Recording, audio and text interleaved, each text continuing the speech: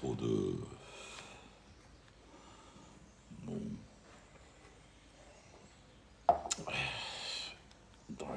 Salut, salut, salut, salut, salut. Attends, on va chercher un peu. C'est Samir. Voilà. Salut, salut Jeannette, salut Ali, Ali B. Ali, salut, salut, salut. Merci, merci, Janil. C'est quoi ton son? C'est pas rapide, hein. L'objectif TV, c'est bon son.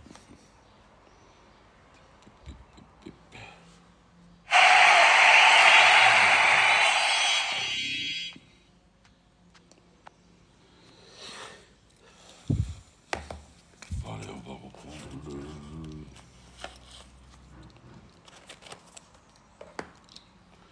Je suis sûr que quand j'allume ici, il arrête.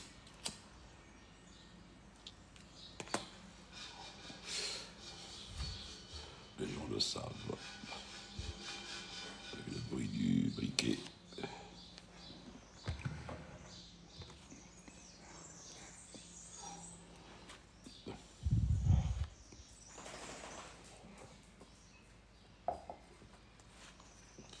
Attends, on va retourner des trucs et retourner la caméra et faire ça. Et fumer à l'aise.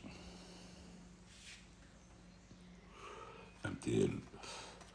MTL, ça veut dire Montpellier, non? Ou Montélimar.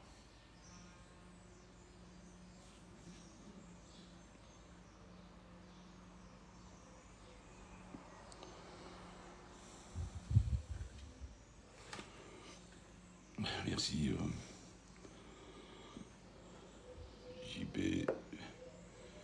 JB est dans les parages. Pourquoi tu ne bois pas, JB?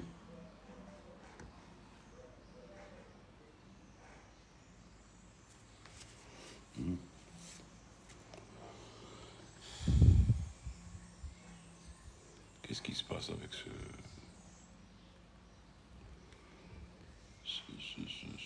TikTok? Ce TikTok. Ah, c'est bon.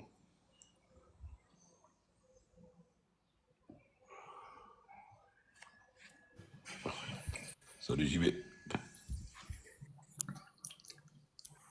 Salut Nourdine. Ça va? Ça va? Tu m'entends?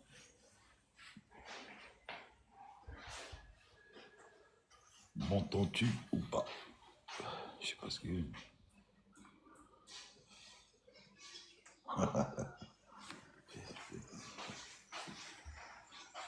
JB.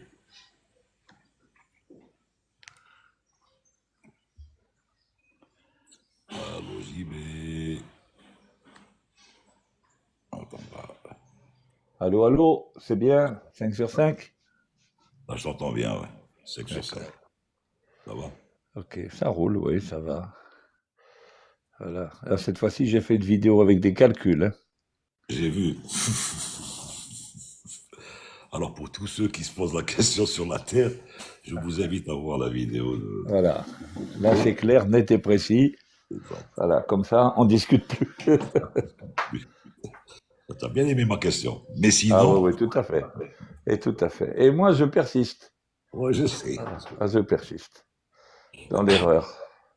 Il y en a un qui m'a répondu, il m'a dit la Terre est plate, machin. J'ai jamais vu de l'eau se courber. Ben, je lui dis, je lui ai répondu, je lui ai dit ce qu'il en était. Voilà.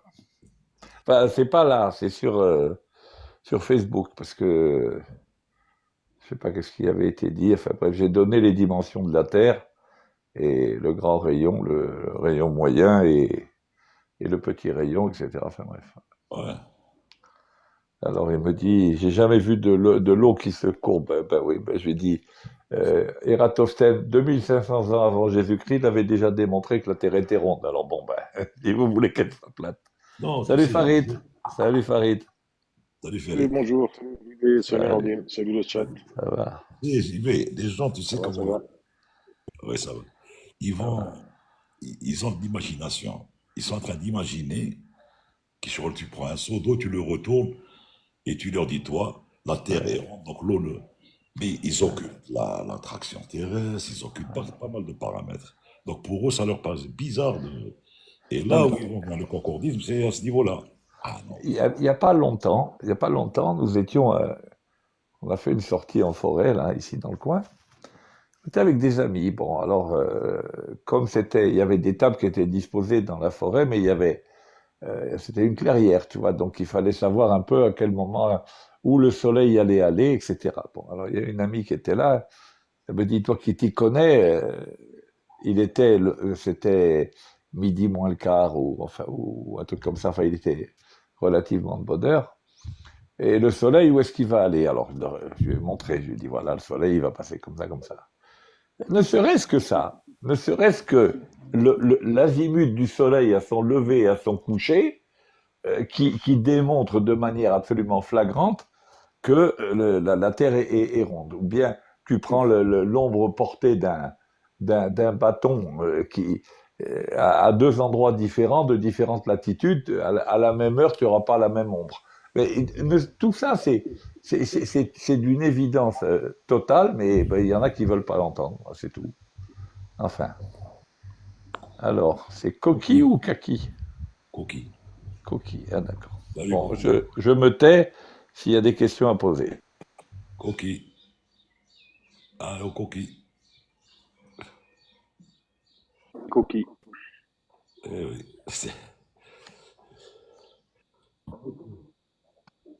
Là, j'arrive pas à m'enlever de la tête le live de vendredi. C'était exceptionnel aussi, ce live. Il était exceptionnel. Ouais. Parler de Tassili, c'est ça?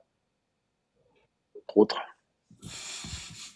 Celui, celui où Samy a monopolisé la parole. On va dire ça Dommage comme ça. que, dommage que, oui, tu as raison, mais je ne sais pas ce qui se passe quand tu téléverses le truc sur YouTube. Je ne sais pas pourquoi il part en vitesse accélérée. J'ai pas compris. 9, je l'ai vu, il était bien. C'est qu'après que tu l'aies refait. Celui du 19. Ouais, ben, je pense que je vais encore supprimer, remettre, je sais pas. Peut-être que ça va marcher, je sais. Je sais pas. Tu sais ils sont en train de, là, IIV, là, l'espèce de bureau d'enquête analyse en Inde, ils sont en train de faire une comparaison, bon, empirique, hein, de l'accident avec ce qui s'est passé en février 2020 à Gatwick, sur l'avion 320, qui Alors, qu'est-ce qui... justement a eu un surge sur un moteur Oui, et une vibration sur l'autre, d'accord. dû justement au fuel contamination. Ils sont en train d'aller sur D'accord. cette piste. Mais je te parle, ça reste entre guillemets, hein, Oui, bien sûr. c'est encore une supputation. Hein. Bon, est-ce que, bon. Et l'autre qui est sorti, là, le directeur, Ah ouais. dit, Ils ont demandé déjà de faire virer 3 personnes déjà de.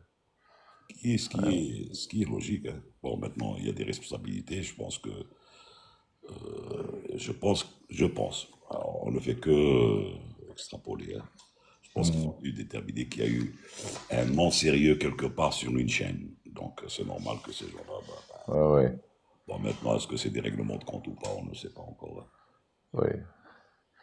Non, ce qui est certain, c'est que, comme on le dit toujours, hein, un accident ne se produisant jamais pour une cause unique, il va falloir les déterminer, toutes ces causes. Hein. Ah bah oui. Absolument. Là, tu sais, ça va pas tarder. Hein. Finalement, Et puis, on revient à une vidéo que j'ai faite, mais que je n'ai pas publiée, qui est l'influence de la culture nationale sur la sécurité.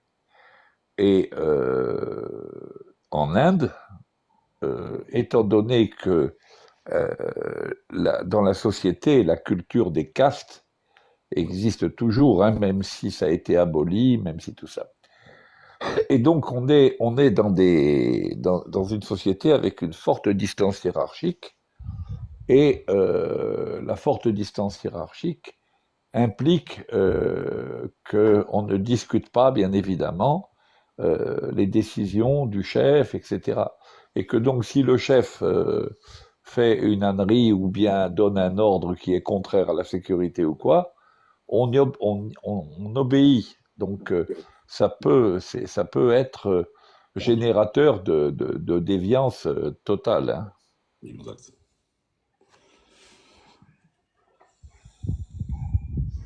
LZZ, là, qui dit merci pour ces explications. Lesquelles? Parce qu'on a beaucoup expliqué de choses, mais je ne sais pas lesquelles. Euh, on va, on va faire comme la dernière fois. Ceux qui ont des questions pour la formation, ils tapent F et ils montent s'expliquer. Dans divers en aéronautique, ils mettent A. Et voilà, ça va être plus simple pour toutes les Mais explications. Chanel parle de contamination. Mais encore faut-il savoir de quelle contamination on parle. Hein, Exact. parce Ok. que Ah, ça va. c'est spécial. Hein. Voilà. Alors, rail double blanc. Alors, pour toutes les explications sont intéressantes. Ah, Il y d'accord. a, il y a les, Ok. il y a les contaminations, il y a la contamination des cerveaux aussi. Oui. Oui, ben ça tu peux. Farid, est-ce que tu as des questions sur la dernière vidéo? Je l'ai pas vu. J'ai vu juste le début. Je suis en plein travaux en ce moment, mais je vais la regarder ce soir. Et Ah, puis, d'accord. Mais Bon, juste demain, il y derrière, aura quelque chose. tu prépares la calculette, hein, parce qu'il y a pas mal, enfin, il y a quelques calculs, quoi, voilà. Ah, pas de souci. bon, il y a je suis qui dit, bon, je suis, donc tu es, quelles sont les phases principales d'un vol commercial? Bon, Phase principale d'un vol commercial. Alors, il y a le flight planning, d'abord il faut sortir de chez soi. Il faut avoir un voilà, programme, il faut sortir de chez soi, aller à l'aéroport. exact. Le flight planning, donc la planification du vol, ça veut dire que on prend les prévisions de chargement, que ce soit en passager ou en fret, et on calcule, on prend les BTO, etc., et on calcule déjà, on part sur ce qu'on appelle le zero fuel weight, c'est-à-dire le poids de l'avion estimé sans carburant.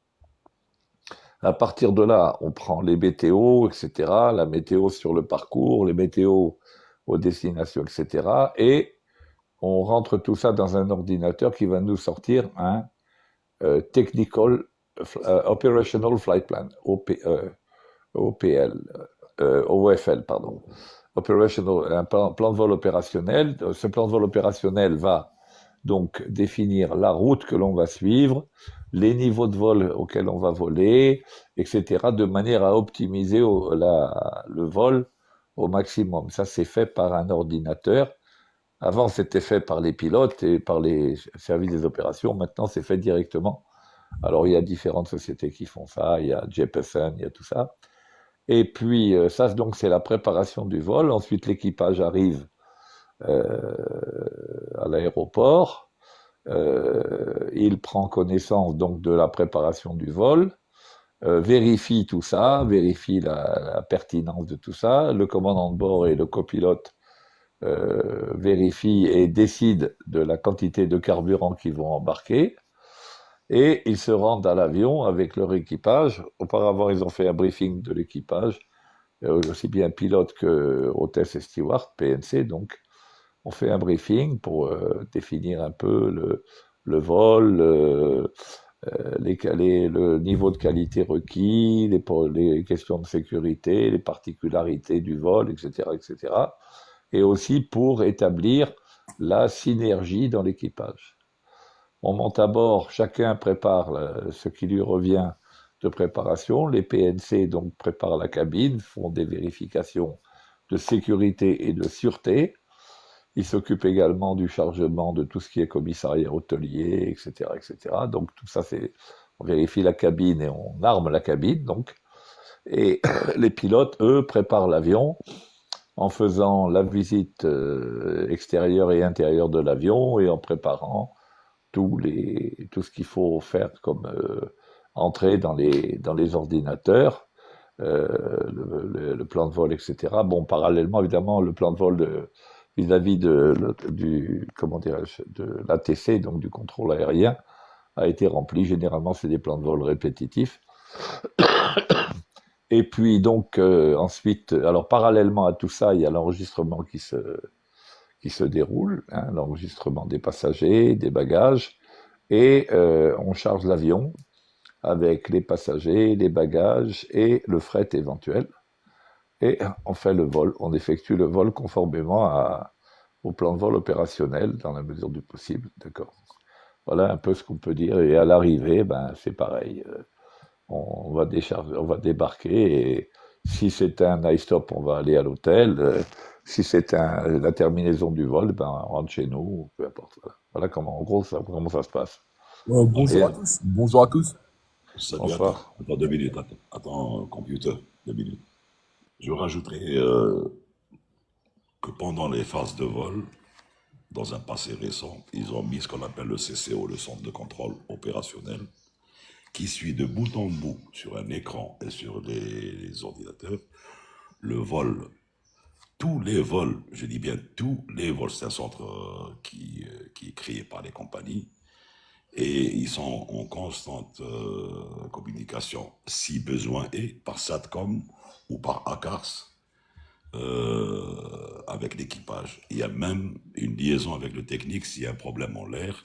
Donc il y a la communication qui se fait entre l'équipage et l'organisme décidé pour trouver des solutions en cas de dégagement, en cas de retour, si on doit retourner à la base, si on doit continuer, si on doit se positionner.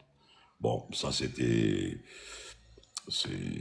un truc qui rend service pratiquement sur les décisions du commandant de bord, parce que commercialement parlant, la compagnie aussi a son mot à dire quand il s'agit de faire dérouter un avion. Et c'est pour ça que sur le plan de vol, il y a des aéroports de dégagement pour des raisons opérationnelles et commerciales. Voilà. Bon, Tout en bas à gauche, hein. Il me semble que c'est Tabitou. Tabitou? je sais pas. Non, vas-y. J'habite au Maroc. Eh ben Euh, alors, vas-y, Moi, je suis computer, t'as monté, dit tout. moi, je suis monté pour vous poser une petite question. Le vol le plus long que vous avez fait dans toute votre carrière, c'est quoi? La durée du vol. La durée du vol, bon, moi, en ce qui me concerne, sur 330, j'ai fait Pékin seulement, donc c'était 12 heures de vol. 12 heures. Et pour vous, monsieur Mourad? Moi, avec escale, ça a été 17h30 de vol. Avec Avec escale. monsieur Farid Bouazza. Avec escale. Alors moi, le plus long vol que j'ai fait, c'est de ma cuisine au salon. Et ça, Ah bah.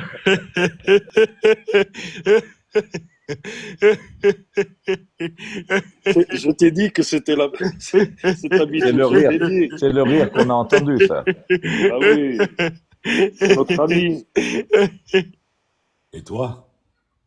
Alors, c'est bon. Il est parti. Il nous fait une visite comme ça tous les jours. Enfin, C'est bien, c'est bien. Merci beaucoup pour la réponse. Attends. Quels sont le taux de repos journalier obligatoire? Tout est en fonction de la réglementation. Il y a ce qu'on appelle le repos légal entre deux vols ou les amplitudes. Donc, en fonction de la période de service de vol, l'équipage est amené à faire un vol, par exemple, 9 heures après ou 12 heures après, ça dépend. Si c'est 2 nuits, 2 jours, etc. Mais les 8 heures de sommeil sont obligatoires pour l'équipage en général. Bon, quand j'ai dit que j'avais fait 17h30 de vol, c'était un vol de folie, hein. C'était un vol où on a eu que des cassements de tête, etc. On traversait toute l'Afrique. Ça a été vraiment la loi de l'emmerdement maximum tout le long du vol, hein. En fait, moi, je voulais pas lui dire, j'ai fait le vol le plus long, c'était aller-retour Yuan, c'était 36 heures de vol. On n'a pas quitté le Oui, poste. d'accord. On n'a pas Voilà. quitté le poste, c'était 36 heures d'affilée. Donc, la concentration des avions du côté de l'Égypte, tout ça, parce que bon, ils évitent un peu le oui, oui. sur Flight Radar. J'ai eu Samy tout à l'heure, hier en contact. Ils me disent, non, même ce matin encore, il m'a envoyé un message. il me disait que par chez eux, il y a énormément de compagnies qui ont annulé leur vol, etc., parce qu'ils ont, ça, Ben, Air et Algérie, les gens ont peur, hein. Les Air gens ont peur, Algérie, hein. Air Algérie a suspendu tous ses vols sur la Jordanie, par exemple. Ouais, ouais. Ah, il y Hier. a notre ami Mesloub qui est là. Bonsoir, bonjour. Oui, salut, Sloop. Parce que, Ça va, la baisse? Ça. la Ça hausse, va, ça va. Et je voulais poser une question, peut-être vous avez des news plus fraîches. Ce qui paraît, il y a une flotte de 350 qui doit être livrée bientôt.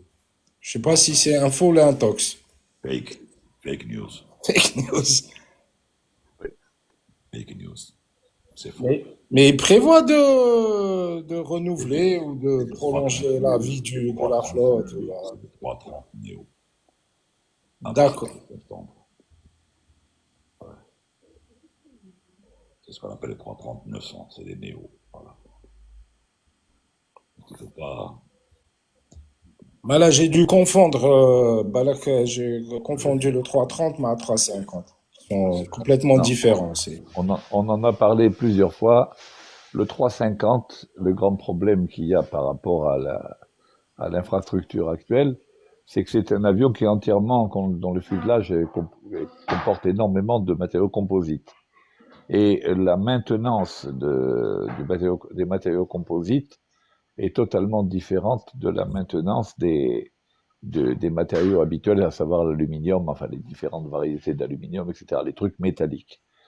Et donc, pour pouvoir exploiter ce type d'avion, il faut avoir, au niveau de la maintenance, il faut avoir des ateliers tout à fait spécialisés, des personnels tout à fait spécialisés dans la réparation de tout ce qui est fibre de carbone, etc., etc. Et donc, à moins d'avoir tout ça, il vaut mieux pas acheter ce type d'avion, sinon ça revient beaucoup, beaucoup trop cher. Parce que le moindre choc que l'on prend, et les avions, malheureusement, quand ils sont au sol, quand il y a tous les appareils qui viennent se connecter, les porte-palettes, les tapis roulants, les escaliers, les passerelles, etc., ils risquent de prendre des coups, hein. Et quand un avion prend un petit choc comme ça, quand c'est de l'aluminium, on sait réparer. Quand c'est de la fibre de carbone, c'est beaucoup plus complexe, ça demande un matériel et tout à fait particulier. Voilà. Ok, Bonjour Sloop. messieurs. Y faire. Attends. Sloop, c'est bon? Sloop, c'est bon? Allô? Pardon. C'est bon. Et oui, et bon, juste et la proportionnalité par rapport à nos amis Boeing, toujours dans les mêmes proportions ou on va vers du full Airbus? Toujours. Il y a toujours commande Boeing et Airbus. Commande Boeing et Airbus. Commande ferme. Qui s'étale sur à peu près 2 ans de livraison. Pour le moyen courrier et Airbus Airbus pour le pour long le. courrier. Voilà. D'accord. Ben, bonne nouvelle, mais c'est très très bien. Merci. Merci. Je redescends là. Je ouais. redescends. Ça. Salut Schiffer. Ça, Lucifer. Salut. Comment allez-vous? Bonjour, ça va. Ça va, merci. Vas-y. Vas-y, Lucifer. Pour une fois, je n'ai pas de questions.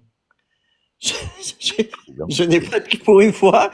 dommage. Je cherche, je vais trouver. Ah non, Mais je suis désolé. Sifer, est-ce que tu as regardé ma dernière vidéo sur la prise en charge de la forme de la Terre dans les calculs de navigation? Non, j'ai vu la navigation à l'estime, qui est très intéressante. Mais effectivement, j'ai vu l'annonce sur TikTok, mais je n'ai pas vu. Mais je vais voir, hein, je vais voir. Ça, Vos présentations sont exceptionnelles. merci, merci. Fais un tour et dis-nous ce que tu en penses après. Avec plaisir, avec plaisir. Ok, super. Merci. À toutes.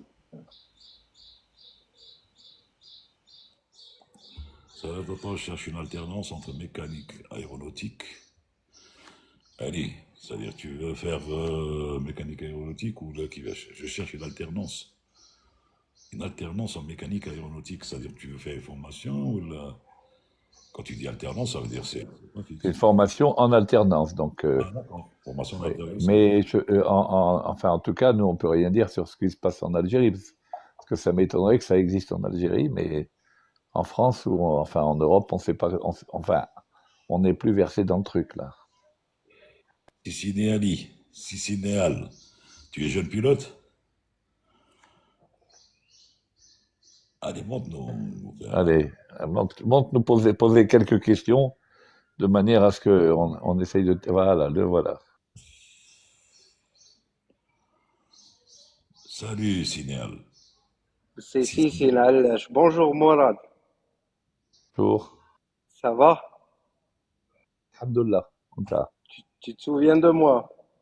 Ah, si, d'accord. Si, oui. Et d'accord. Ah, Le fils de Alash. oui. Voilà. Le fils Je de regarde, Marrouche. je regarde souvent vos lives. Ah, c'est très intéressant pour nous. Je vous remercie infiniment d'ailleurs. C'est le complément de ce que tu as appris avec moi. Voilà.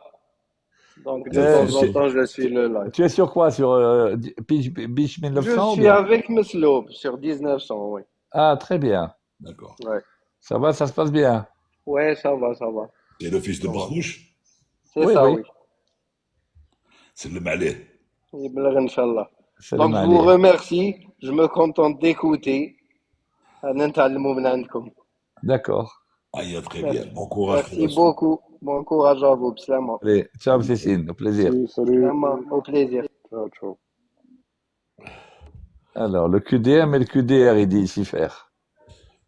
Alors, le QDM et le QDR. Alors, c'est le relèvement d'un avion par une station ou d'une station par un avion. Alors, il faut bien s'entendre. Alors, lorsque la station relève l'avion, à ce moment-là, on a la référence d'orientation, c'est le nord magnétique de la station. Et à ce moment-là, on obtient un QDR, c'est-à-dire c'est la route magnétique qui va de la station à l'avion et qui est repérée donc par rapport au nord magnétique de la station. Et le QDM, par définition, c'est la route magnétique à prendre pour rejoindre la station. C'est donc l'inverse du QDR. D'accord ? Maintenant, l'avion peut très bien relever une station. C'est le cas qui se produit par exemple avec un ADF. Avec un ADF, on a une station NDB au sol que l'on relève. Donc l'aiguille de l'ADF au départ nous donne un gisement, c'est-à-dire un gisement, c'est l'angle entre l'axe de l'avion et la direction de la station. Ce gisement, lorsqu'on lui ajoute le cap de l'avion, le cap magnétique dans ce cas-là, on obtient le QDM, donc le cap magnétique à prendre par l'avion pour rejoindre la station. Mais attention, le QDM ou le QDR sont relevés par rapport au nord magnétique de celui qui relève l'autre.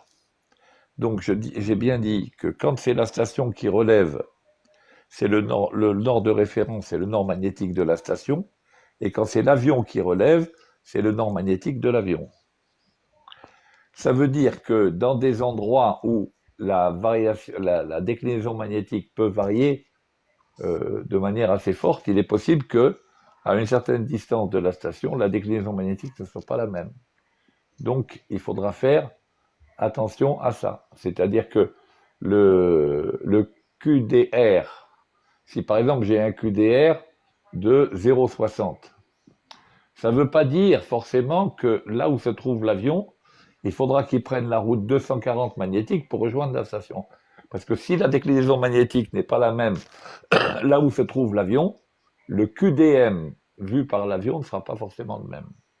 Mais là encore, vous pouvez regarder mes deux vidéos. J'ai une vidéo sur le VOR et une vidéo sur l'ADF où j'explique ces particularités. Exact. Aïdine, salut. Bonjour à tous. Salut, Haïdé. Din. Bonjour Captain Nordin. Bonjour JB Mourad. Farid, salut. Salut, mon ami. Ça va très bien. Alors Captain, je voulais poser une question.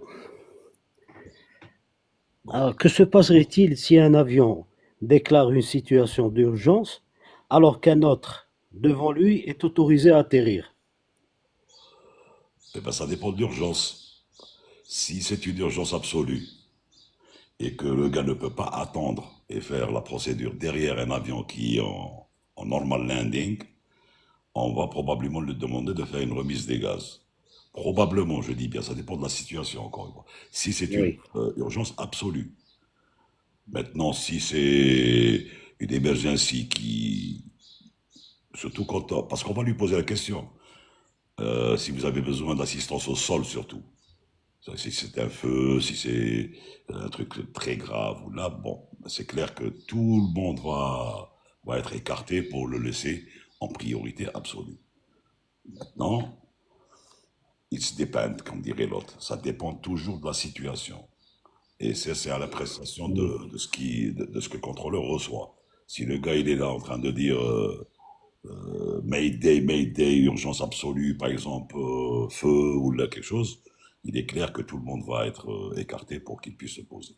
Même si le gars est établi en finale, même s'il est en normal, surtout s'il est en normal lundi, il peut se voir affilier une remise des gaz qui est tout à fait normale pour laisser l'urgence absolue, encore une fois. Pas une urgence à cabine.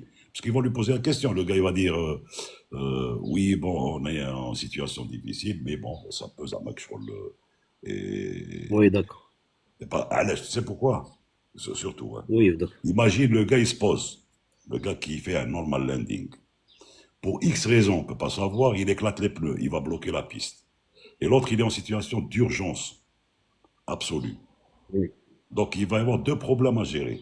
Un qui bloque la piste, l'autre qui est en derrière. Donc, ça, c'est encore une fois l'appréciation du chef de garde, de car, du contrôle.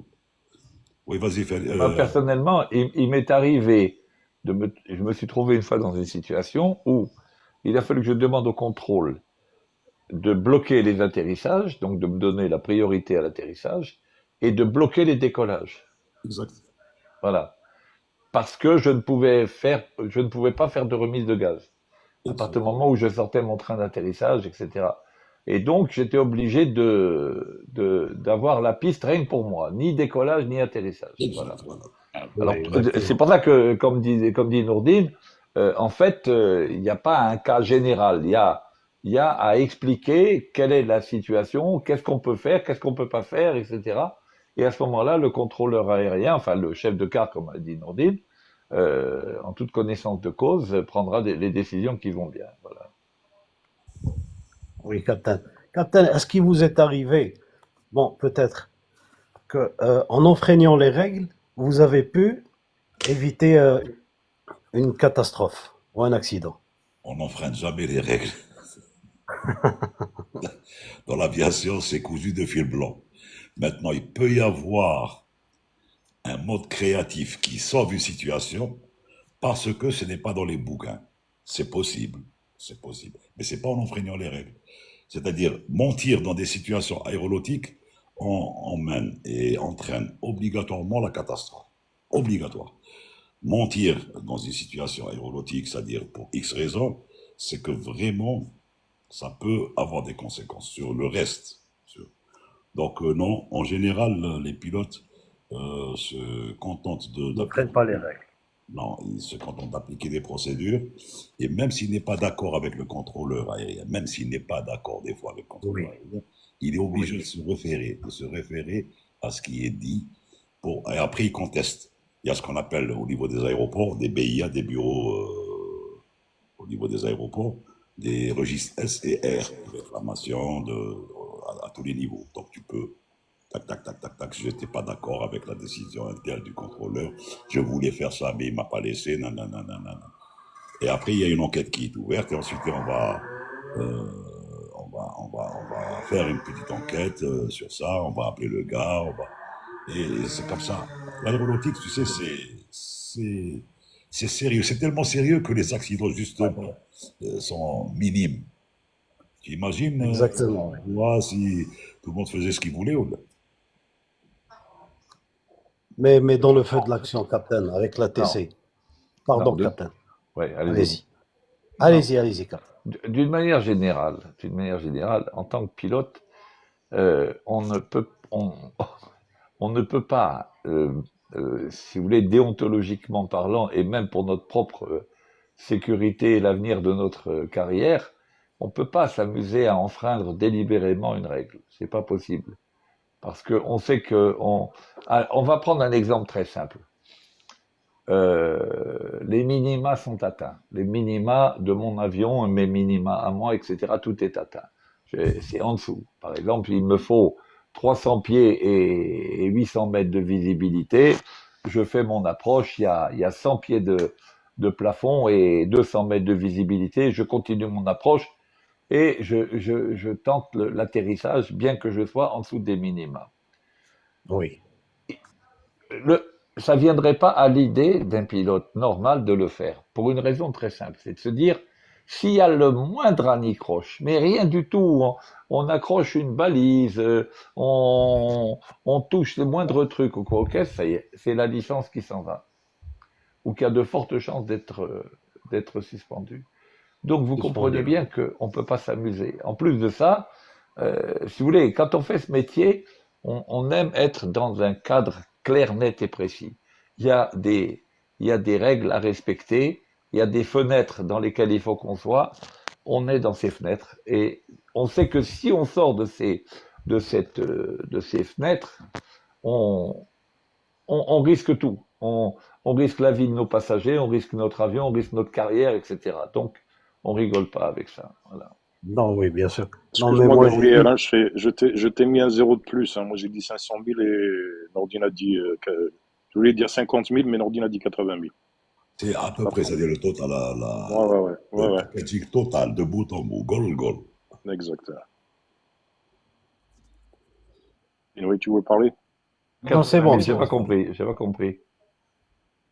Là, le gars qui demandait empiriquement combien peut revenir une formation ATP en Algérie, des téléphones. Ok, d'accord. Combien pourrait revenir une formation ATPL complète? J'ai dit à peu près 80 000, c'est-à-dire de bout en bout, avec l'hébergement, le truc et tout le packaging. À peu près. C'est pas une science exacte non plus, hein, ça dépend des écoles, ça dépend. Mais c'est aux alentours de ça, entre 60 et 80 000 hein, pour le total. Alors, pour Sicile, ben, tu es en étape de base, tu n'as pas eu encore l'autorisation d'atterrir, c'est un peu normal, hein. L'autorisation d'atterrir, on peut l'obtenir en finale, hein.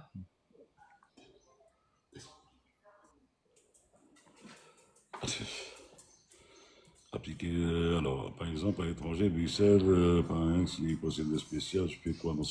Encore une fois, tu appliques ce qu'on appelle la procédure qui est publiée sur la 10.4. En cas de panne radio, ce qu'il faut appliquer. À chaque aéroport qui est en Algérie, c'est ICAO.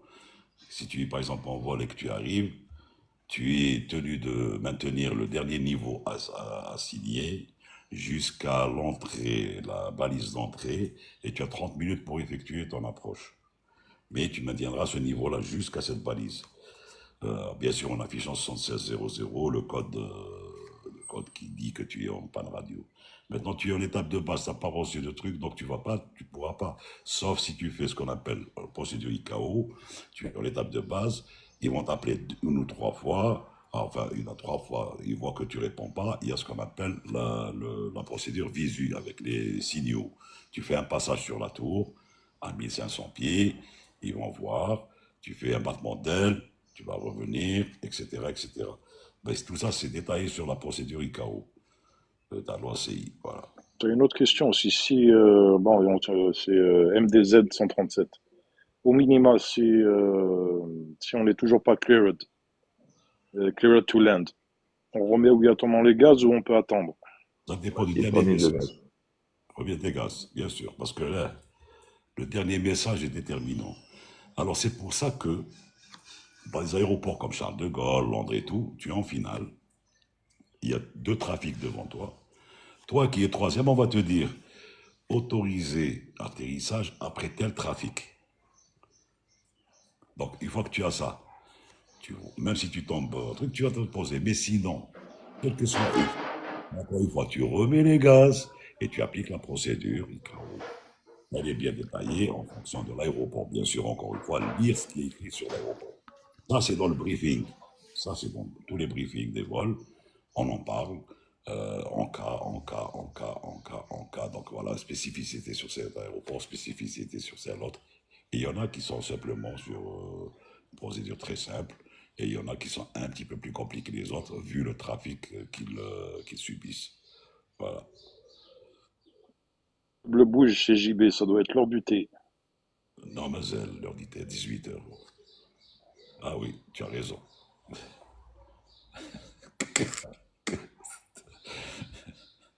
Non, les- J'aime bien l'histoire, t'as les meubles boules, le bouger JB.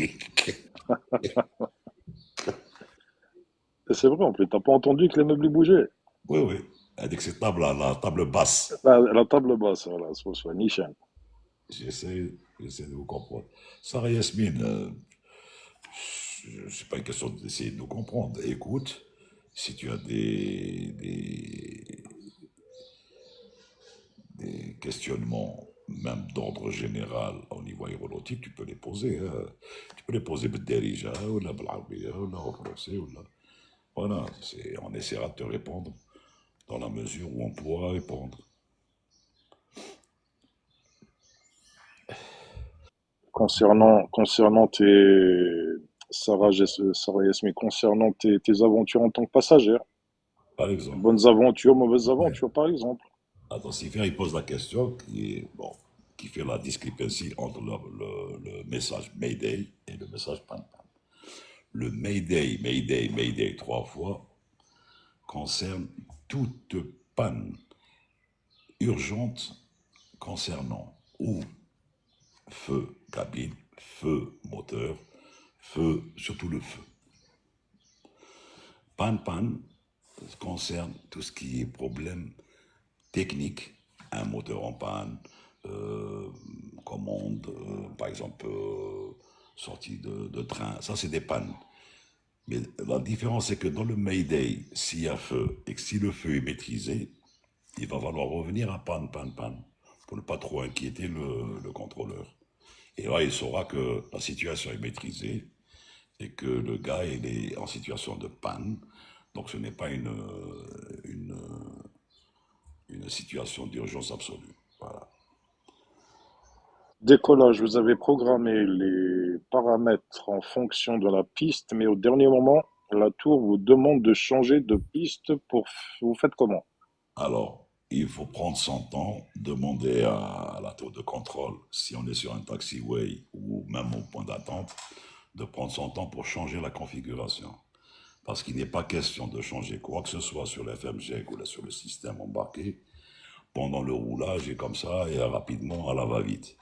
Donc il faut prendre son temps, mettre le frein de parc, remettre la procédure avec l'autre piste parce que les paramètres ne sont pas obligatoirement les mêmes, que ce soit en vitesse, pourquoi la piste d'un côté ou d'un autre diffère. Et donc les vitesses vont être données. D'un côté, peut-être il va te donner flex sur un Airbus, de l'autre côté, il va te donner toga, par exemple, en fonction des paramètres du jour, et de la température, du QNH, etc. etc. Donc, la checklist departure change, là, le departure change, sauf si par exemple le gars au préalable, on avait à un moment donné la possibilité de le faire, mais ensuite c'était déconseillé. C'est de mettre ce qu'on appelle sur le FMJ, deux départs et basculer, faire un swap. Faire un swap. Étoile de Dieu, le micro, s'il te plaît, quand tu montes comme ça. Le micro, parce que quand on parle, il y a un retour. Étoile de Dieu, j'aime bien le pseudo à l'époque.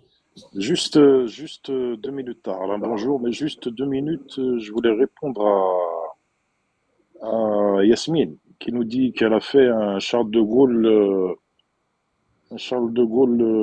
JFK Et justement, tu peux poser des questions en rapport avec ça. Ce qui t'a surpris, ce qui t'a étonné, ce qui t'a semblé agréable sur le vol. Ça, tu peux poser comme, sans rentrer dans des considérations techniques, hein. Tu peux poser des questions sans souci. Ah, Salut, Taha. elle va réfléchir à ça, elle va revenir. Farid, Salut, JB, Nordin, attends, ça va? salut, Ça va? je réponds à une question. Mohamed, une urgence médicale est-elle considérée comme une panne? Ça dépend de l'urgence médicale. Si le protocole vital est engagé, c'est un mayday. C'est-à-dire que pour dire que le gars va y passer. Maintenant, si on te dit qu'il fait une fibrillation, ou la haja, ou là et tout, oui, ça peut être une panne. Oui, urgence, voilà ce qu'il y a, et c'est tout. Expliquer. Si au moment du décollage, on a une panne moteur, puis l'autre moteur qui tourne au ralenti, après V1, on arrête. Ça dépend si c'est après V1, non. Alors, smahli, mais chauffe. Dans tous les cas de figure, d'abord quand Mathis, tu rentres dans les considérations d'un FADEX là-dedans. Tu n'as pas de moteur qui tourne au ralenti après V1, on arrête. D'abord, c'est une situation où il va te dire c'est une panne moteur après V1. Panne moteur après V1, quel que soit X, tu décolles. Quel que soit X. L'autre, si tourne au ralenti, eh ben, il va monter quand même parce que les paramètres sont calculés dans ce sens. Maintenant, si tu as 4000 mètres ou 5000, 4500 mètres, là, tu peux tenter d'arrêter. Si tu considères que tu peux t'arrêter, ben, tu peux t'arrêter. Mais dans tous les cas de figure, les performances sont calculées sur un moteur en panne au décollage.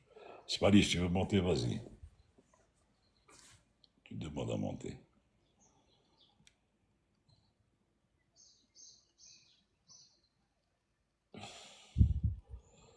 Attends, ouais. Je connais bien le capitaine ne m'accepte pas. J'ai pas compris. Je t'accepte pas, madame. WhatsApp, la famille, je reste en bas, là, je suis en train de faire la sieste. Allez, Je vous écoute. Gracias. Bonne journée, des bisous. Et JB, je t'ai envoyé une photo sur WhatsApp, dans le groupe. Là. Je t'ai envoyé un message en bas. Je t'ai dit JB est en train de prendre sa santé, ne pas déranger. Ah, d'accord. Bah, il verra quand il se connectera sur WhatsApp. Il n'y a pas de souci. Il n'y a pas J'espère que d'ordre. vous allez bien. Bisous, je vous écoute. Allez, ciao, bisous, Ah, bisous. non. Wesh, Tahar, qu'est-ce que tu nous racontes, Tahar? Ça va, je viens de rentrer à l'instant. J'ai Salut, fait mes- Tahar. Voilà. Salut Mahidine, ça va? Il fait Ça va, très mon chaud, Farid, au sud, à 42 degrés au décollage aujourd'hui. Eh ben, c'est bien. C'est sec, mais c'est sec.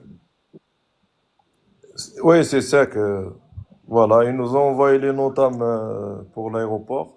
La fermeture, c'est le 30 et plus d'opérations sur la piste à partir du 15 juillet.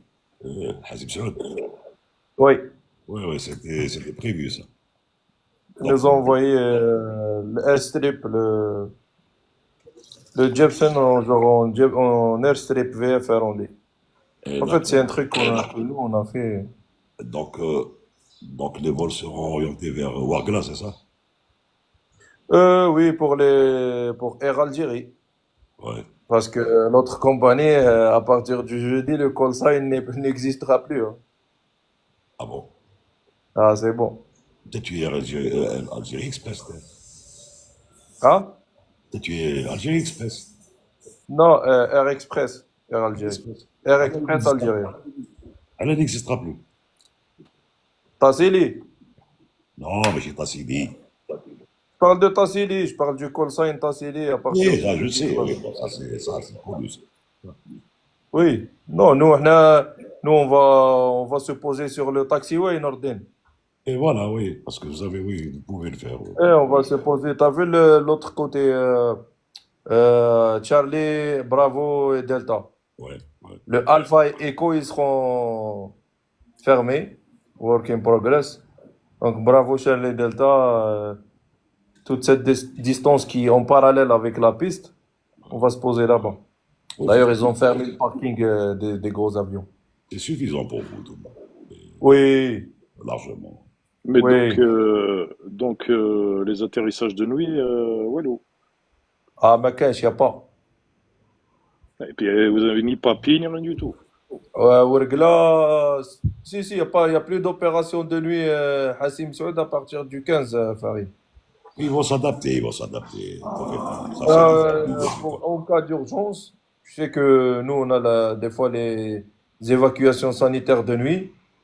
En cas d'urgence, donc ça sera soit Touggourt, soit Ouergla. Mais tu sais, Farid, pour Ouergla, il y a un petit souci parce que quand tu as des expats, t'es pas autorisé à te poser là-bas. Bon, C'est une autorisation exceptionnelle spécial. à part. Il y a l'escorte et tout. Eh ben oui. Protocole un peu particulier. Voilà. Après, il y aura beaucoup de vols aussi vers le nord. Parce il y a beaucoup de compagnies qui vont changer le rapatriement de leur personnel. Vu il y a pas de vol direct pour les gros avions vers Hassi, ils vont faire avec les Beach et les lettres, soit Constantine, Bjaya, Alger, Oran. Voilà. Sarah Dis. qui me pose une question, mais je pense qu'on va répondre collégialement. Veuillez m'expliquer encore mieux les différentes turbulences long voyage. Merci. Ben écoute, vas-y Nordine, hein. Rebonjour, ça y est, j'ai bu mon thé. Salut JB. Light, moderate et sévère. C'est trois catégories de turbulence. Qu'est-ce qu'elle veut dire par les différentes turbulences? Il y a les turbulences claires et les turbulences Clair, qui proviennent des nuages qui sont pleins d'eau. voilà, tous les types de turbulences. Elle voudrait savoir ce que c'est. Et les plus mauvais, pour moi, c'est les clear air turbulence. D'ailleurs, ça reste toujours le point faible du radar météo. Vu qu'il travaille sur le principe des fréquences qui résonnent avec la quantité d'eau dans les nuages. Donc, les radars actuels, ils ont du mal pas ils ont du mal, ils peuvent pas Ils peuvent pas. détecter les CAT. Ils peuvent pas pour l'instant, mais ça va venir, ça va venir. Ça va venir. Ils sont sur un projet pour ça, justement. Au niveau des turbulences, bon, on a, comme ça a été dit, les turbulences dans les nuages, donc tous les nuages qui sont des nuages d'instabilité, donc c'est-à-dire cumulus, altocumulus, cumulonimbus, etc. Tout cela donne de la turbulence parce que ce sont des nuages d'instabilité, donc avec des courants ascendants qui sont plus ou moins importants. Ça, c'est la turbulence dans les nuages. Il y a la turbulence en air clair qu'on avait vu, dont on a parlé, qui tient au fait que l'écoulement de l'air peut ne pas être laminaire pour des raisons de température, de gradient de température, etc., ou de variation rapide du vecteur vent. C'est le cas, par exemple, au voisinage d'un jet stream. Ça serait un peu long de rentrer dans le... Mais quand il y a un jet stream, il y a une cassure au niveau de la tropopause. Enfin bref, il y a le cœur du jet stream et sur la face la plus froide, il y a de la turbulence qui est assez forte. Mais il y a de la turbulence en air clair, même en dehors des jet streams. Et on a également la turbulence orographique qui est liée au vent qui souffle sur une montagne.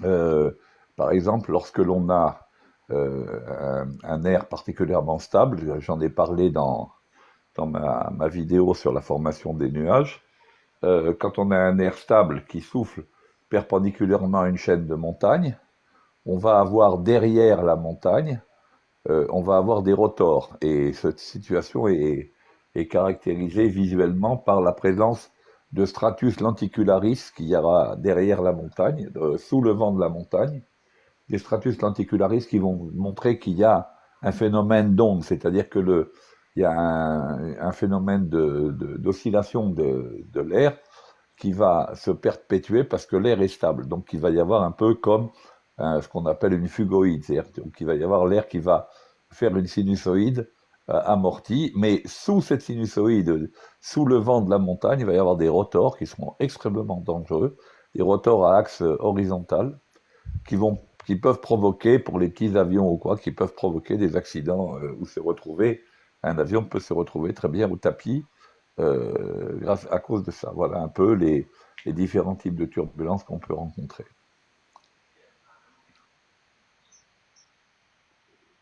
Aidez, vas-y. Oui, Captain. Je voulais parler de l'altimètre. Vas-y, parle. Euh, il peut arriver que dans un avion, les deux altimètres soient différents, donnent des indications différentes. Oui, C'est ça on en a un troisième. c'est le cas. Il y a une tolérance maximale. Et que serait l'indication de l'altimètre à travers un front froid? Une différence de 80 pieds entre les deux altimètres, sinon ils ne seront pas 3 millibars. approuvés pour voilà, IF pour voler en IF.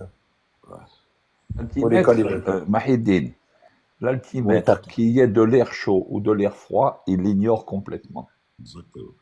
L'altimètre ne fait que mesurer, c'est un baromètre qui est calé sur l'atmosphère standard. Je m'explique. Il y a sur l'altimètre une fenêtre de pression de référence, c'est-à-dire c'est la pression à partir de laquelle il effectue la mesure. Mais il effectue quelle mesure? En fait, qu'est-ce que fait l'altimètre? Il ne fait que mesurer une pression extérieure. 300 hectopascales, 250 hectopascales, 282 hectopascales, peu importe. Ce que l'altimètre fait, exclusivement, c'est, comme il est calé, il est réglé sur l'atmosphère standard, il regarde, il nous donne la différence d'altitude qui existe dans l'atmosphère standard entre la pression de référence qui est affichée dans la fenêtre de l'altimètre et la pression qu'il reçoit de l'extérieur. Stop et fin. Stop et fin. Il ignore totalement et la température et le machin, s'il est dans une zone de basse pression ou de haute pression, etc. Il ignore totalement. Lui, il nous dit, dans l'atmosphère standard, si l'atmosphère est standard, tu voles à telle altitude. Si l'atmosphère est standard, comme l'atmosphère n'est jamais standard, on a en fait une référence qui est purement une référence qu'il va falloir, si on veut la comparer avec les montagnes, etc., il va falloir faire très très attention. Alors, il existe trois réglages de l'altimètre. Le QFE, le QNH et le 1013. Le QFE, c'est la pression au niveau de l'aéroport. Donc, à ce moment-là, l'altimètre, quand il est sur l'aéroport, il indique 0 parce que, mettons, il y a 1000 hectopascales de pression atmosphérique sur l'aéroport et il y a 1000 hectopascales dans la fenêtre de référence. Donc, entre l'isobar 1000 hectopascales et l'isobar 1000 hectopascales, il y a 0 mètre, donc, ou 0 pied. Donc, quand il va être calé au QFE, l'altimètre va indiquer 0 quand il se trouve sur le terrain. Quand l'avion va décoller, si l'altimètre est calé au QFE, il indiquera, faites attention à ce que je dis, il indiquera, si l'atmosphère était standard, quelle serait la hauteur de l'avion par rapport à l'aérodrome. Mais Captain, Si l'atmosphère était standard. Qu'est-ce que vous voulez dire par l'atmosphère standard? C'est-à-dire si toutes les températures sont conformes à la table d'atmosphère standard. C'est-à-dire que si l'atmosphère réelle est égale à l'atmosphère standard dans tous ses paramètres, alors l'altimètre va indiquer la hauteur réelle de l'avion au-dessus de l'aéroport. Sauf que, si la température est plus élevée que la température standard, l'avion sera en fait plus haut que ce qu'il indiquera, ce que l'altimètre indiquera, et si la température est inférieure au standard, eh bien, l'avion se trouvera plus bas que l'altitude qu'il indique, que la hauteur qu'il indique dans ce cas-là. Quand on est au QNH, quand on affiche le QNH, c'est la pression. Alors que les élèves pilotes ou les pilotes, etc., m'écoutent bien. Le QNH n'est pas la pression au niveau de la mer. Il n'est pas la pression au niveau de la mer. C'est la pression, le QNH est la pression qu'il faut afficher sur un altimètre se trouvant sur un terrain pour qu'il indique l'altitude topographique de ce terrain. Stop et fin. Le QNH est déduit du QFE dans la table d'atmosphère standard. Je prends un exemple très simple. On a un terrain qui est à 1000 pieds. 1000 pieds, très bien. La pression atmosphérique, le QFE ce jour-là, on va dire il est de 980 hectopascales. Très bien. Ça, c'est une pression mesurée. Très bien. Le QNH, c'est quoi? C'est la pression. On regarde dans la table d'atmosphère standard à quelle altitude on trouve 980 hectopascales. Mettons que ce soit, je n'ai pas les chiffres en tête, mais mettons que ce soit 1200 pieds. Mettons, admettons. Eh bien, le QNH, c'est la pression qui va régner à 1200 pieds moins 1000. 1000 qui est l'altitude topographique du terrain. On va prendre 1200 pieds moins 1000. On va trouver le QNH comme étant la pression qui règne à 200 pieds dans l'atmosphère standard. L'altimètre, donc quand l'avion se trouve sur le terrain, l'altimètre va indiquer l'altitude topographique du terrain. C'est le seul moment où l'altitude indiquée par l'altimètre sera égale à l'altitude vraie, puisqu'on est sur un tas de cailloux, il n'y a pas de problème.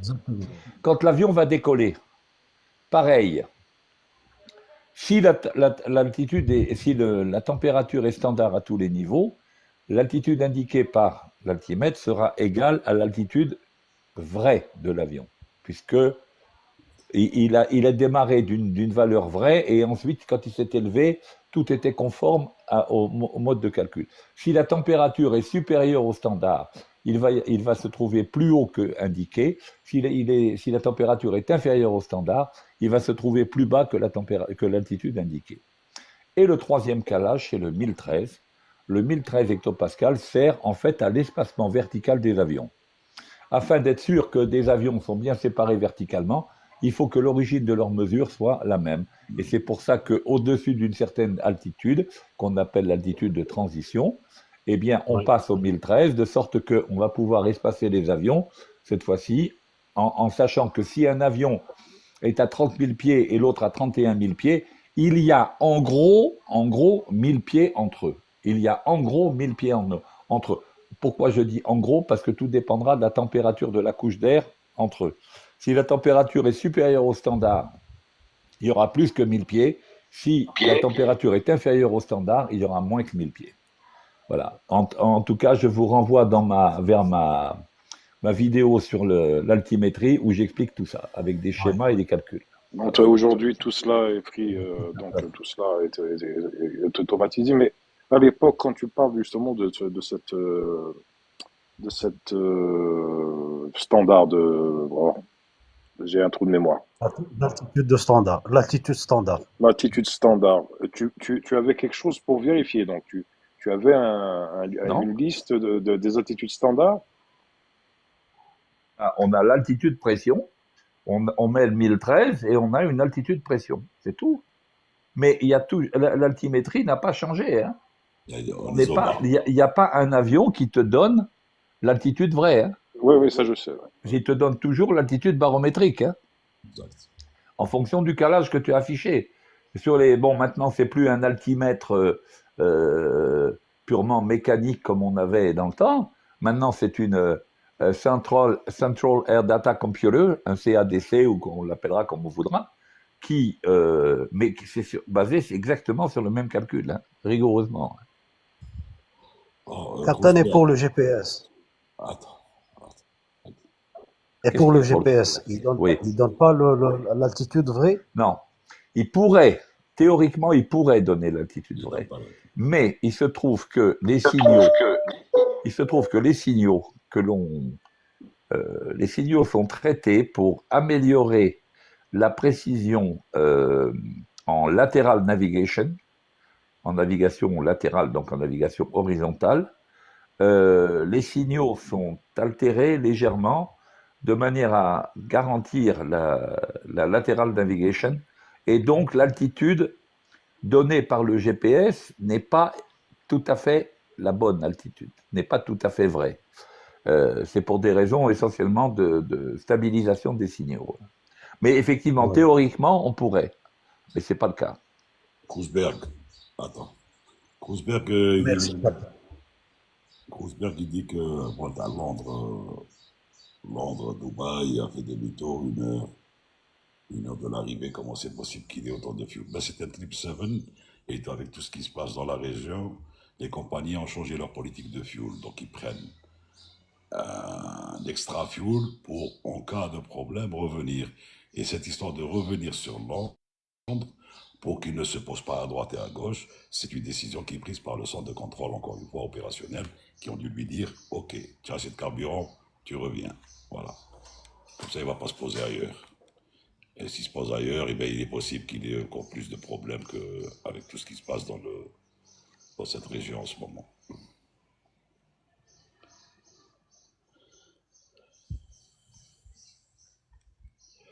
L'autre qui disait, je voulais pas le faire monter. Tu as 178 personnes, tu peux pas. C'est pour ça. Euh, Mansour Nageur dit QNE, attitude pression du terrain. Oui, Bien sûr. on utilisait ça lorsque, dans les temps jadis, on se posait au QFE. On se posait au QFE, donc on réglait, pour l'atterrissage, on réglait les altimètres sur le QFE. Sauf que quand on prend des terrains à haute altitude, par exemple Taman Rasset ou quoi, le QFE est tellement bas qu'on ne peut pas l'afficher dans la fenêtre de l'altimètre. On avait des altimètres qui descendaient, je ne me souviens plus à combien, mais mettons 850 hectopascal ou un truc comme ça, peu importe.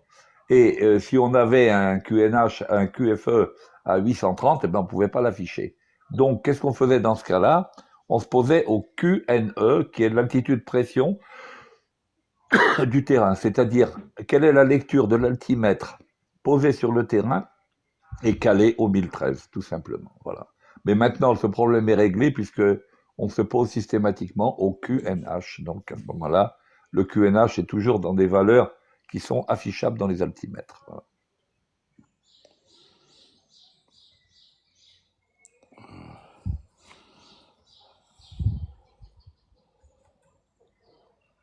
Mansour Majeur, JB Mansour Majeur, il était CCR Algérie. Je ne sais pas s'il a la retraite ou pas.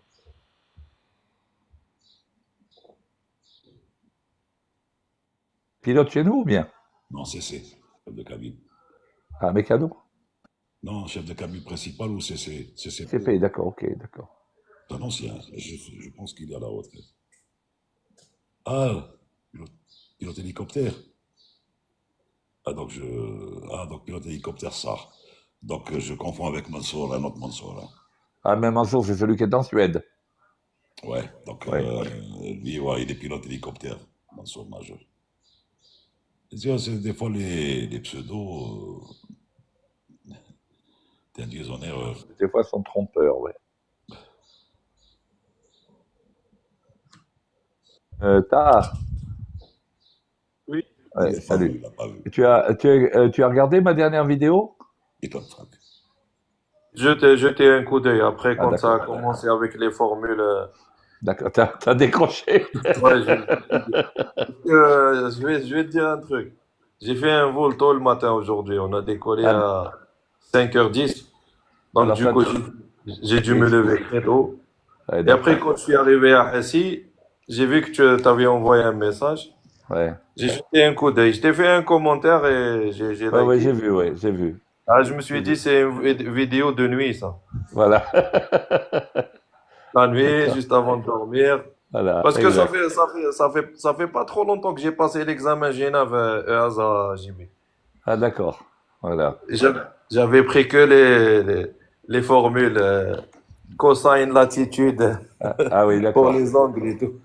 D'accord. C'est tout. Mais j'ai beaucoup aimé, moi, le GNAV quand on a commencé. Et encore, bon, maintenant, c'est rigolo, hein. C'est de la rigolade, hein, par rapport à avant, hein. Ouais. Alors, si vous avez des questions pour la formation, encore une fois, vous tapez F comme Fox. Si vous avez des... On est avec High Pressure Operation JB. Ouais, maintenant il fait chaud et tout, donc il y a beaucoup de trucs qui changent. Mais- Même le comportement avion, il Ah ben, c'est clair. change. Il y logiquement. avait un Nourdine Zagaï Zoulou qui était à Chlef et 41 degrés. Ouais. Ah ouais. Parce Pas que évident, hein. il faut augmenter le son, t'as Phil Collins. Bah, Avec le turboprop, c'est pas une bonne idée, hein. Parce que Nordin, pour fermer les gaz un peu prématurément, tu vas faire un boom sur la piste. ouais. JB des atterrissages, parce qu'on parlait d'atterrissage sur le taxiway. Ah, c'est fait ça pour les avions comme l'Inde et Oui, tout. oui, c'est ça, oui. Mais Ah, est-ce que, bon, qu'est-ce qu'il en pense? Ah oui, oui, il non. n'était pas présent quand on en a parlé. Ah non, Oui, je suis pas présent, non. un taxiway Euh, est une piste. Un taxiway, en réalité, est une piste pour ces avions-là. Ça dépend surtout, ce qui est important. La longueur est liée, c'est surtout la largeur. Mais ces avions, ou le LED, même le 1900 peut se poser sur un taxiway, ça dépend comment il est. Bon, c'est pas une procédure normale, c'est un truc qui se fait pour ces avions-là, justement. Et tu verras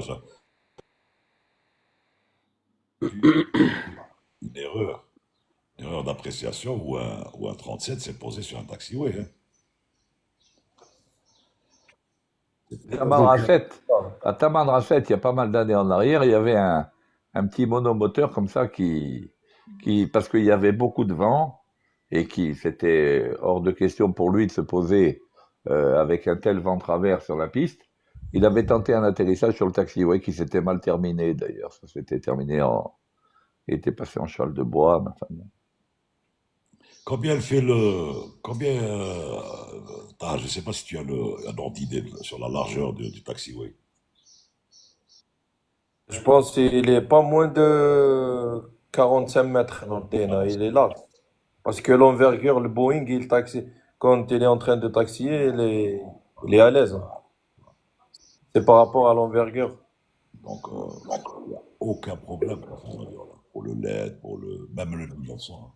Le seul Ah, même problème, le LED le seul problème, 623, ça peut être la résistance de piste, mais et encore. Et encore, oui, encore. Encore. Et quels sont les paramètres importants qui doivent changer en cas de chaleur, par exemple? Tahar. C'est-à-dire les paramètres qui changent. D'abord, c'est que plus il fait chaud, il faut savoir que les moteurs d'avion, en particulier les réacteurs ou les turbopropulseurs, le paramètre limitatif, c'est la température en sortie turbine, enfin au niveau de la turbine. Donc, plus l'air qui rentre dans le moteur est chaud, plus la température en sortie turbine sera élevée. Or, comme on décolle toujours avec des températures très élevées et on décolle pratiquement à la limite de température, qu'est-ce qui va se produire? Plus il fait chaud, moins on pourra injecter de carburant dans le moteur. Donc si on injecte moins de carburant, on aura forcément moins de puissance. Si on a moins de puissance, ça veut dire qu'on aura moins d'accélération. Si on a moins d'accélération, pour un poids donné, il nous faudra une distance plus longue pour atteindre la vitesse de décollage. Donc, résultat des courses, pour toutes ces raisons, plus il fait chaud, moins la masse avion peut être élevée. Donc, plus il faut diminuer la masse avion pour le décollage en sécurité, pour répondre à tous les critères du décollage. Donc, on a limitation de décollage, et donc il faut faire particulièrement attention aux paramètres moteurs, parce que en fait, quand on calcule le paramètre moteur, on les calcule par rapport à la température qui nous est donnée par la tour de contrôle.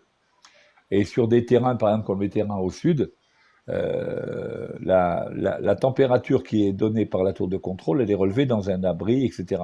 Et souvent, la température, là où il y a les réacteurs, c'est-à-dire juste au-dessus de la piste, elle est beaucoup plus élevée que celle qui est donnée par la tour. Résultat des courses, en affichant les paramètres de décollage tels que nous les avons calculés pour la température qui nous a été donnée, en fait, on arrive à ce que la température en sortie turbine, le GT, ce qu'on appelle exhaust gas temperature, soit en limite, voire risque de dépasser. Donc, on est obligé, encore en plus de ça, de réduire un peu la puissance pour ne pas emplafonner les températures maximales en turbine. Voilà. Et les turbulences de sillage, JB, Tahar, les turbulences de sillage et la température. Les turbulences de sillage, elles sont les mêmes, mais sauf que quand on décolle d'un terrain où il fait très chaud, en particulier au sud, tu as déjà une turbulence thermique qui Ouais. s'établit, qui est omniprésente. Donc tu as double turbulence, quoi. Tu as C'est ce double flot turbulence. c'est ce flot que l'on voit au-dessus du sol, Exact. C'est la convection de l'air la au-dessus du convection. sol très, très chaud. Voilà. En plus, ça caméra son vortex. Hein. Thermal, tu as les couches thermales, tu as aussi les updrafts. Ça se constitue beaucoup pendant la chaleur. Et si je peux rajouter un truc à ce qu'il a dit JB, même à l'atterrissage, tu sais, Farid, quand il fait chaud, c'est pas comme quand les températures sont basses. Quand il fait froid, il y a une residual power. Par exemple, si tu fermes les gaz juste avant tout, avec le ground effect, il te reste un petit power plant à maintenir l'avion smooth. Mais pendant le high pressure, quand il fait très chaud, surtout pour le turboprop, il n'a pas une inertie large comme les avions à réacteur. C'est-à-dire, dès que tu fermes, tu sinks, hein, tu tombes. C'est-à-dire qu'il faut retarder la fermeture des gaz jusqu'au dernier moment. Il faut Ça, que, c'est quand il fait chaud. il faut que les gens comprennent que quand on a un avion à hélice, les hélices propulsent de l'air sur les ailes. Derrière les hélices, on a sur l'aile, on a plus de vitesse que ailleurs, en dehors du flux de l'hélice. Résultat des courses, tant que l'hélice tourne et tourne relativement vite, on a de la portance parce que justement on a dans cette zone-là, on Nico, a de l'air qui est à grande vitesse. Mais comme le dit Tahar avec raison, quand on coupe les gaz, automatiquement cet effet d'accélération de l'air dans le flux des hélices s'arrête et quand il fait chaud, ben, l'avion il se casse la gueule, quoi. Il tombe brutalement, voilà. Nula, on va répondre à Nula. Quelles sont les températures que le pilote doit surveiller avant le décollage? En fait, maintenant, c'est le plus pilote qui surveille, c'est les avions modernes, c'est les FADEC. C'est eux qui vérifient tout ça. Mais en réalité, à la mise en puissance, le pilote, que ce soit sur un turboprop ou là sur un jet ou là, il va faire attention à l'EGT, l'exhaust gas temperature. C'est déterminant pour voir si ça va vers un feu ou là, une surchauffe ou là. Bon, température d'huile, température exhaust, température pression d'huile, etc. Tout ça, c'est, d'ailleurs, on dit paramètres normaux en général pour dire que c'est bien. On dit les paramètres sont normaux. C'est-à-dire qu'ils tournent autour d'une valeur adéquate qui est maintenant matérialisée sur les avions, sur les écrans, par une bande verte. Si ça passe dans le jaune, c'est qu'il faut faire attention. Rouge, c'est très grave. C'est-à-dire que ça va aller vers quelque chose de grave. Voilà, comme dit Double Blanc, le GT, la TGT, etc., etc. Bon, mais sans plus, hein, c'est pas maintenant avec la modernité des systèmes. Ces avions-là sont surveillés en self. En self, donc voilà. L'ITT, oui, sur le truc. Vraiment, Qui n'ont pas des trucs comme le FADEC. On a comme nous sur l'avion, il y a des limiters et qui prend en considération, mais par exemple, il t'empêche pas d'aller au-delà des limites. Sauf qu'il y a un tableau de timing, c'est-à-dire parce que le constructeur, il prend toujours ça en considération, surtout par exemple s'il y a pas de moteur et tout, logiquement le réflexe c'est de mettre les pleins gaz, automatiquement tu as tendance des fois à aller en overtorque ou over ITT ou over, même tu dépasses le N1, mais il y a un timing à respecter. Après ils vont vérifier avec le tableau, toi tu vas communiquer le temps, ils vont vérifier avec le graphe si ça nécessite de changer des stages de compresseur ou de la turbine, ou c'est dans la limite tolérable. ouais. Voilà. Niveau 25. Alors, Nula 25 qui dit et de quelle manière la température ambiante influe-t-elle sur les performances de l'avion? Ben, elle influe sur deux tableaux. Comme on vient de l'expliquer, plus la température augmente, plus la poussée donnée par les réacteurs ou par les moteurs est faible à cause des limitations de température, et du fait même que, donc, comme l'air qui rentre est plus chaud, on ne peut pas mettre autant de carburant, on ne peut pas injecter autant de carburant qu'on le voudrait. Donc les moteurs délivrent moins de poussée et parallèlement, l'avion, la puissance nécessaire au vol augmente. En effet, la portance, elle est proportionnelle à la masse volumique de l'air. Plus la température augmente, plus la masse volumique de l'air diminue. En conséquence de quoi, à une vitesse donnée, la portance sera moindre quand il fait chaud que quand il fait froid. En conséquence de quoi, pour générer la portance nécessaire, il faudra augmenter la vitesse, puisque la masse volumique diminue. Pour augmenter la vitesse, ça veut dire qu'il faut augmenter la distance de décollage. Et donc déjà pour le roulement de décollage, etc., donc ça va rallonger les distances de décollage, donc ce qui va éventuellement limiter la masse au décollage. Et après décollage, la montée, pareil, la montée ne se fera que la vitesse verticale de l'avion est fonction de la différence entre la puissance utile et la puissance nécessaire. Puissance utile moins puissance nécessaire.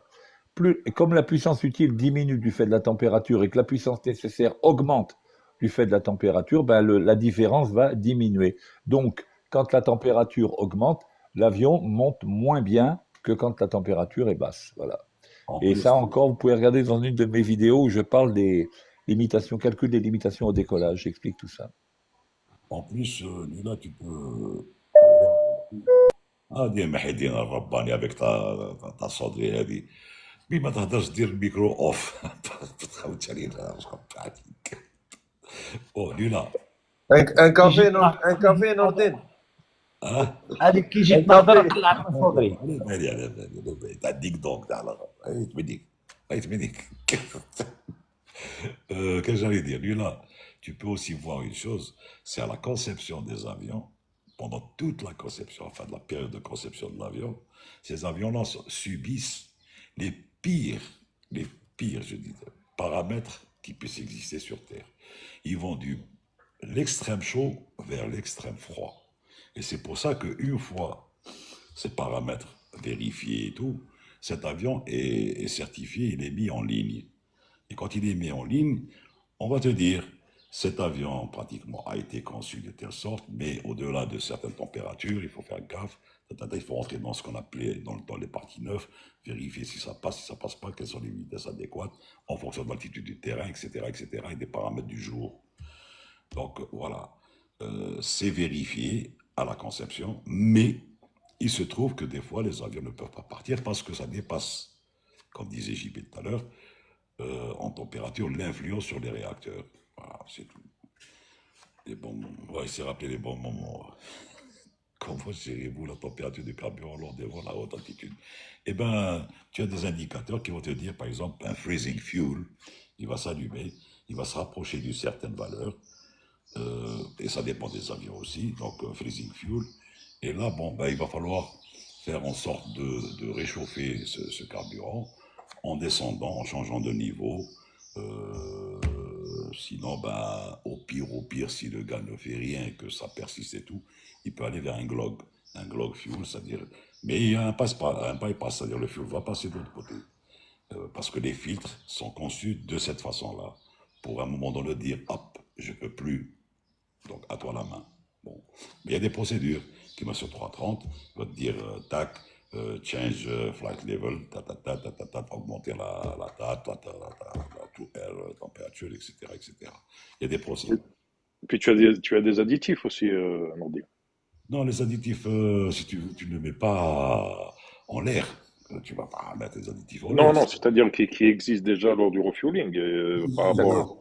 Mais le principe de ce que dit Nourdine, c'est que on doit, à partir de freezing point du jet A1 plus 5 degrés ou 3 degrés, peu importe, c'est marqué dans la documentation, on doit déjà, par mesure de précaution, mettre le réchauffage carburant à intervalles réguliers, et le mieux, c'est quand même de descendre pour augmenter la température totale, la TAT, de manière à ce que le carburant se réchauffe un peu, voilà. D'ailleurs, Farid, sur 330, par exemple, il va te dire, parce que nous, quand on travaillait, on utilisait le jet A1. Et il y a un message qui te sortait, il disait, if jet A Mais si A1, parce que jet A, qu'un jet A. Voilà la procédure à faire. Donc c'est appuyer sur le forward, ramener du fuel de l'arrière vers l'avant pour faire un mixte, le réchauffer un peu, nana. Mais là on disait, bon, puisqu'on était en jet A, on disait disregard. Sauf quand on arrivait au freezing fuel, à à des altitudes, comme il disait Admo, je pense, à très haute altitude, quand quand on partait sur Pékin ou là sur Moscou ou là, il y avait des moins 68 à ces niveaux-là, moins 68, moins 72 degrés. Donc là, le freezing point approchait et l'avion te suggérait justement de descendre pour réchauffer, augmenter la TAT, donc et réchauffer ce carburant. Bien sûr, Il y avait, on a la base de jet. il y a une, il y a une question qui a été répondue par Double Blanc, mais quelque part, la réponse n'est pas complète. Bon, c'est Admo qui dit, qui dit que quels sont les risques associés à un carburant trop chaud ou trop froid. Tu as Double Blanc qui lui répond trop chaud est égal à évap, donc évaporation, trop froid est égal à freeze. Mais bon, quelles sont les conséquences de l'évaporation et quelles sont les conséquences du freeze? L'évap- L'évaporation du fuel dans le truc, non, il n'y a pas d'évaporation du fuel dans le. Dans les ailes, il n'y a pas Le d'évaporation, mais jet je veux dire, A1, bon, le jet A1, c'est un carburant relativement lourd, c'est du diesel, hein, c'est comme du diesel. Sur les carburants, sur l'essence, oui, peut-être, sur l'essence, sur les petits avions, il peut y avoir évaporation à ce moment-là, vapor lock au niveau du carburateur pour les avions équipés d'un carburateur. Mais sur un jet, non, il n'y a jamais eu d'évaporation Pas le fuel. du fuel, hein, du jet A1, non. Le fuel trop froid, c'est le risque comme l'a dit Nourdine, c'est le risque d'avoir de la glace qui se forme au niveau des filtres de carburant, c'est tout. Hein. Kroesbeek, Kroesbeek, Kroes, Bonjour, oui, Kroes. vous allez bien? Minnak. J'avais une petite question. Je l'avais écrit par message, mais je pense que vous l'avez pas vu, c'est pas grave. Il y a un vol, il y a quelques jours de ça, qui a fait Londres-Dubaï. Il a dû faire demi-tour 1 heure avant son arrivée, et il est revenu sur... J'ai répondu. il a répondu. Ah bah j'étais plus là dans le live, alors j'ai pas vu, désolé, parce que j'étais en train de travailler. Je t'ai dit encore une fois cette histoire-ci, ce vol Londres-Dubaï, est Oui, généralement effectué en 777. C'est en général un 777 qui fait les vols, ou là un Dreamliner. ok. Par les temps qui courent avec ce qui se passe dans le Moyen-Orient, les compagnies optent au départ de leur base avec un extra fuel qui leur permet de faire un demi-tour. Tant Ah, bien très bien. qu'il est à 1 heure de l'arrivée, tant bien même.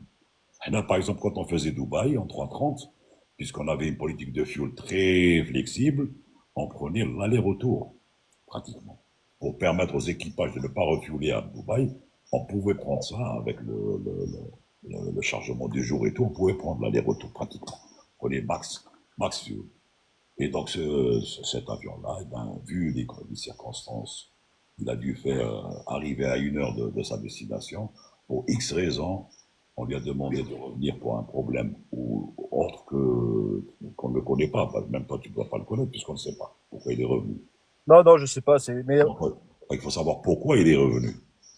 de connaissance, je sais qu'un avion, au départ, il prend toujours en sécurité une marge en plus de kérosène. Et ça, c'est dans la normale. Ça, c'est Ok. Ça veut dire que c'était exceptionnel qu'il ait mis le max pour... Vraiment, tout est exceptionnel dans la région. Tout est exceptionnel. Ok. Bah, deuxième question qui est un peu en rapport avec le fuel. Par exemple, les compagnies low cost qui vont faire 5, 6, 7 rotations dans la journée.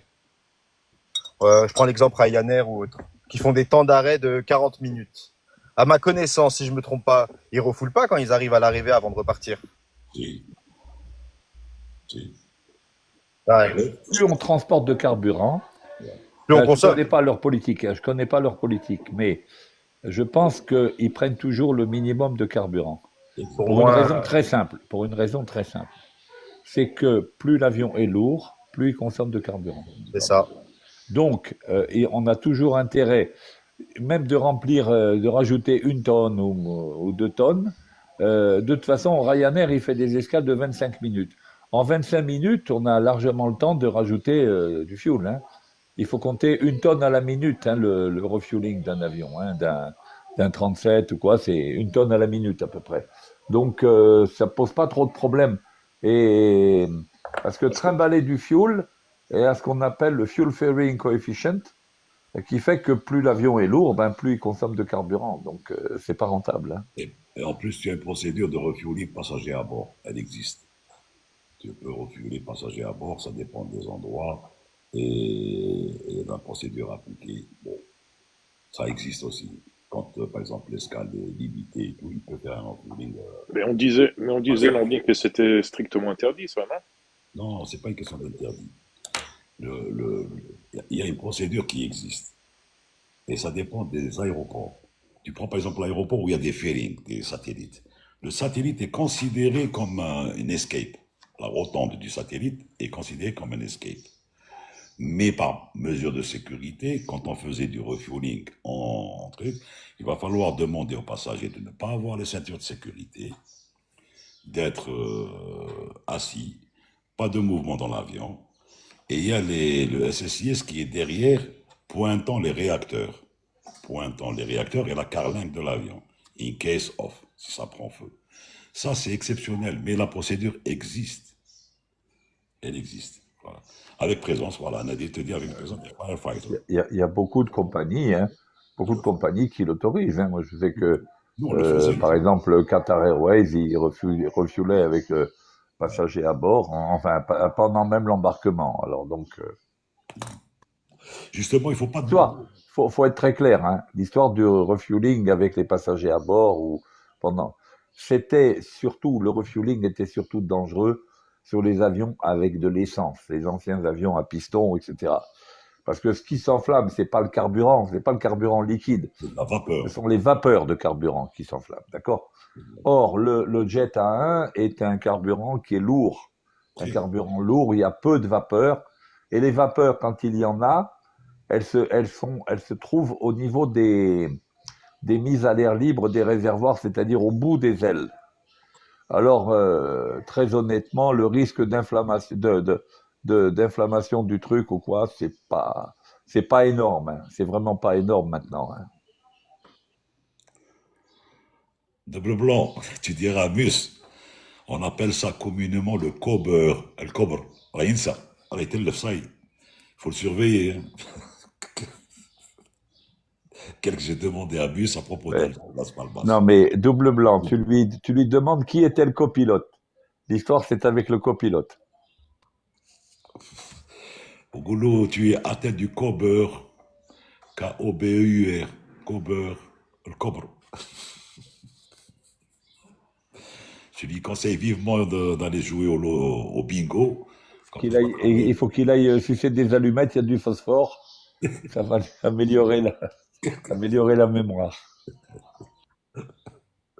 En tout cas, merci beaucoup pour la réponse. Bonne journée à vous. Je vais laisser. Salut. Salut. Nordin, Ouais. tu as parlé tout à l'heure de si on avait le jet A1 à bord de l'avion, on le mélange avec le jet A. Non, Et si on n'avait pas, on fait disregard et on appuie sur le bouton forward. Non. Le message est clair sur l'ICA. If jet A1, nothing to do. If jet A, press forward pour ramener du fuel qui est considéré chaud à l'arrière, il n'est pas en position freezing, le ramener pour faire un mixte. Si dans ce cas-là, le jet, si c'est seulement le jet A1 et que tu as atteint le freezing point, il faut descendre, augmenter la TAT, changer de niveau pour remixer tout ça. Et là, tu le vois sur l'ICAM de l'Airbus. Je ne sais pas si tu es déjà monté sur le cockpit enfin, d'Airbus 330 ou là. Tu vas voir moins 40, moins 39, moins 40. Et ça arrête jusqu'à moins 47. Ensuite, ça descend. Quand tu fais un mix, quand tu le ramènes du fuel derrière, ça va descendre en magenta, en orange, jusqu'à ce que ça passe au vert si tu changes de niveau. C'est pas une question de mélange jet A et jet A1, impossible, hein, parce que l'avion, il est... Le flashing point, il est différent pour les trois. Jet A, A1 et Jet B. Ouais, mais c'est pas le flashpoint qui est considéré là, c'est le freezing point qui est important dans ce cas-là. Et le freezing point, je crois me rappeler que c'était moins 47 sur le jet A1 C'est Il me pas un semble me moins rappeler que 47. c'était moins 47 et que donc Jusqu'à moins après, 65 ZB. voilà. Et C'est le truc, on utilise le heat exchanger au cas Dans un premier de temps, freezing. dans un Ouais, premier temps, c'est le heat exchanger. on se prémunit avec absolument. On se prémunit avec ça. Mais ce qui est important, c'est que quand on a, par exemple, moi je me souviens quand on faisait Moscou l'hiver, le carburant qu'on embarquait, il était déjà très froid, parce que l'avion était resté dehors et machin, le carburant était déjà très froid, plus la température extérieure très très froide, des moins 30 ou des trucs comme ça. Et donc, il y avait un truc qui était extraordinaire, c'était qu'au décollage, le carburant était tellement froid que quand on arrivait au point d'alignement, on avait les paramètres moteurs dans le vert, pas de problème. Température d'huile, tout était bon.